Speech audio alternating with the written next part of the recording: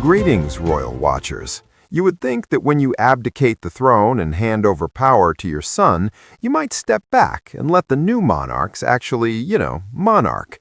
But apparently, Queen Margrethe did not get that memo, because she keeps showing up at major events, stealing headlines, and generally reminding everyone that she is still the most popular royal in Denmark. Meanwhile, poor Queen Mary is trying desperately to establish herself as the actual reigning queen, and she cannot compete with the woman who ruled for 52 years and remains a national treasure.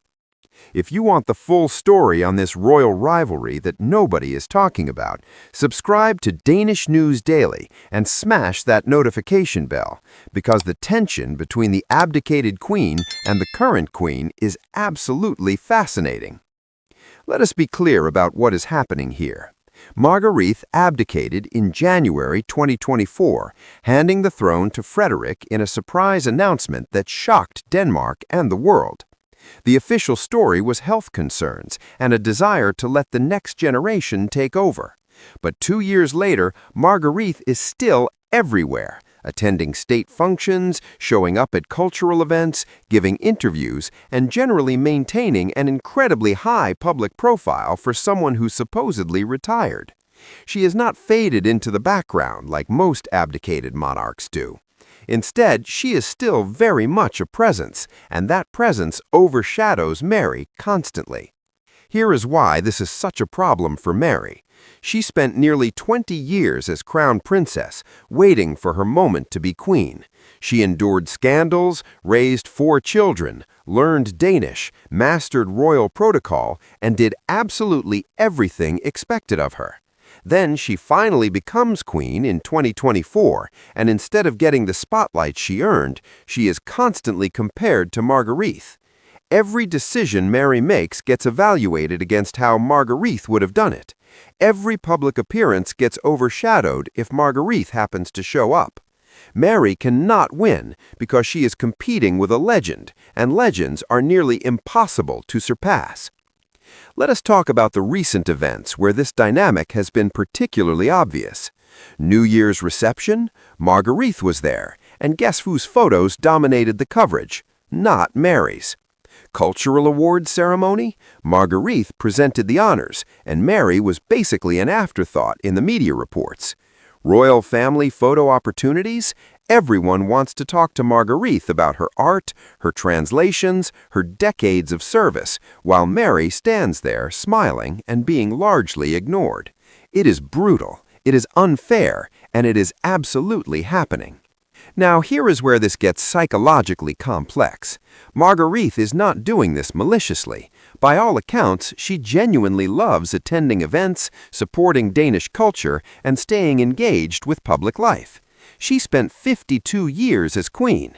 That doesn't just switch off because you signed some abdication papers. Her entire identity is wrapped up in being Denmark's queen, even if she's technically not anymore. But her inability or unwillingness to step back is creating a massive problem for Mary, whether Margrethe intends it or not. The comparison between the two women is inevitable and deeply unfair to Mary. Margrethe is a unique figure in Danish history, an artist, an intellectual, a chain-smoking character who broke royal molds while maintaining tradition. She designed costumes for films, translated books, painted prolifically, and brought genuine personality to the monarchy.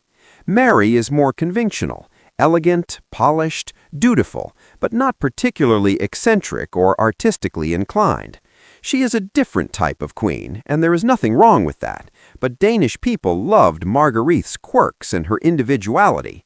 Mary cannot replicate that because it's not who she is. Here is what makes this situation particularly uncomfortable. Frederik is caught in the middle between his mother and his wife.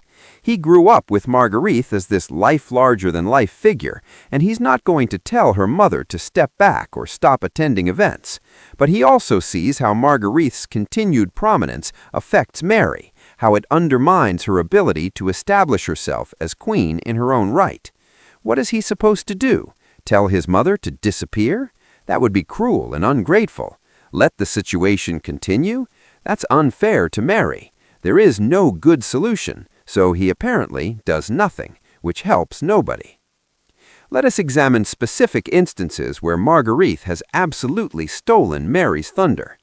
There was that cultural event celebrating Danish literature, where Margrethe, who has translated numerous books, was the obvious star. Mary attended dutifully, but what is she supposed to contribute to a conversation about literary translation when that's Margrethe's passion and expertise? Or that art exhibition opening where Margrethe's own work was being displayed alongside other artists. Mary cutting the ribbon felt almost irrelevant when Margrethe was there discussing technique and inspiration with genuine knowledge and enthusiasm. Here is the brutal truth that nobody wants to acknowledge.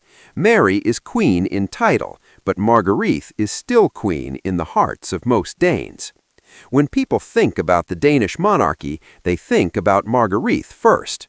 When foreign press covers Denmark, they want interviews with Margrethe, not Mary. When major events happen, the question is always, will Margrethe be there? Not, what will Mary wear?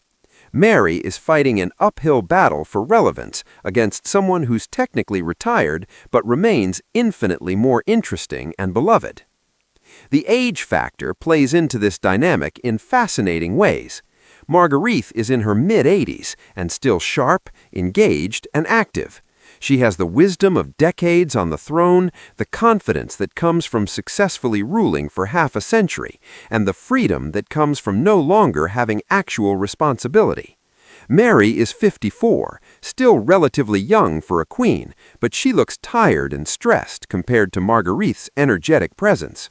It's like watching someone in their prime struggle while someone who should be slowing down absolutely dominates the room. Let us talk about what Mary can actually do about this situation, which is frustratingly little. She can't ask Margrethe to stop attending events without looking petty and insecure. She can't compete directly with Margrethe's accomplishments because they are incomparable. You can't match 52 years of reign when you've been queen for barely 2 years. She can't change her personality to be more like Margrethe because that would be inauthentic and obvious. Mary is essentially stuck being herself and hoping that eventually, over time, she carves out her own identity separate from Margrethe's shadow.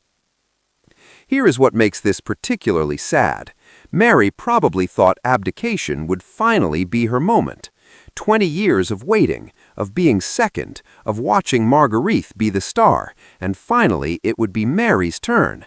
Except it's not really her turn, because Margrethe hasn't left the stage. She has just moved slightly to the side, while still commanding most of the attention. That's got to be crushing for Mary, this realization that even becoming queen hasn't given her the prominence she probably imagined. The palace is clearly struggling with how to manage this situation. They can't tell Margrethe to stay home. She's beloved, she's earned the right to attend events, and banning her would create massive public backlash. But they also need to build up Mary's profile and help her establish independent credibility as queen. The solution they seem to have landed on is just letting both women attend events and hoping it works out, which isn't really a solution at all. Thanks for watching, Legends.